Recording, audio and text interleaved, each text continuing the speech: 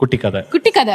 ஒரு ஒருத்தர் ஒரு அப்பா வந்து இறக்க போகிற டைமில் தான் பையன்கிட்ட வந்து உனக்கு நான் எதுவுமே சேர்த்து வைக்கல அப்படின்ட்டு தன்னோட வாட்சை கழட்டி பையன்கிட்ட கொடுத்து, இது உங்கள் தாத்தா கொடுத்தது, பாரம்பரியமாக வச்சுட்டு வரோம், இதை கொண்டு போய் பக்கத்தில் எங்கேயாச்சும் கொடுத்து எவ்வளோ கொடுக்குறான்னு கேட்டு வா, நான் அது வரையும் உயிரை பிடிச்சிக்கிறேன் அப்படின்னு சொன்னார்.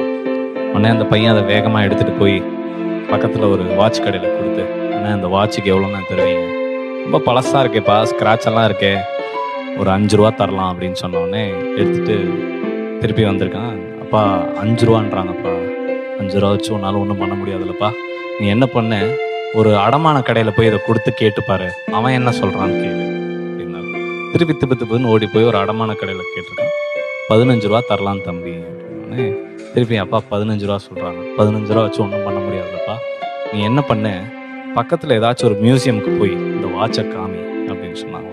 அவன் ஓடி போய் ஒரு மியூசியமில் போய் காமிச்சு கேட்டிருக்கான். எல்லாம் பார்த்துட்டு, இது வந்து ஆல்மோஸ்ட் 200 இயர்ஸ் ஓல்டு வாட்ச்சு, ஒரு 30 lakhs தரலாம் அப்படின்னு சொன்னாங்க. திப்புன்னு எடுத்துகிட்டு ஓடி அந்த பாப்பா 30 லட்ச ரூபா தரேன்னாங்க. இதை நான் விற்கிறதுக்கு சொல்லலை, நீ செலக்ட் பண்ணுற இடம் எங்கே போய் இருந்தால் உன் வேல்யூ தெரியும்னு ஒரு இடம் இருக்குல்ல, அந்த இடத்த செலக்ட் பண்ணாலே போதும், நீ செலக்ட் பண்ணுற இடம் எங்கே போய் இருந்தால் உன் வேல்யூ தெரியும்னு ஒரு இடம் இருக்குல்ல, அந்த இடத்த செலக்ட் பண்ணாலே போதும். அதே வாட்ச் தான், ஒரு வாட்ச் கடையில் அந்த ரேட்டு, ஒரு அடமான கடையில் அந்த ரேட்டு, அந்த மியூசியம். ஸோ நம்ம எங்கே இருக்கணும்னு நம்ம முடிவு பண்ணுறதுல தான் நம்ம வெற்றி இருக்குது.